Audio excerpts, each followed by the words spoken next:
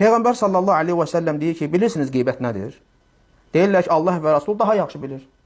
Allah Rasul deyir ki, sallallahu aleyhi və səlləm deyir, qardaşını sevmədiyi bir şeylə vəsf etməyin, xatırlamağın. Onun sevmədiyi bir şey, onu yad eləməyin. Məsələn, deyirsən ki, filan kəs simicdir.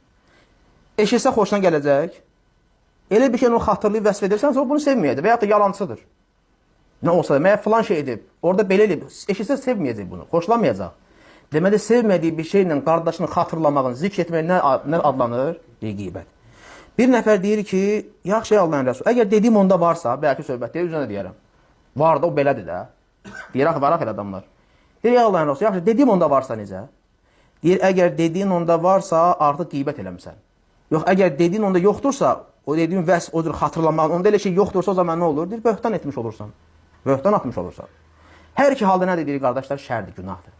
Bir müsəlman da gəlir, həm qeybət, həm böhtandan çəkinməlidir.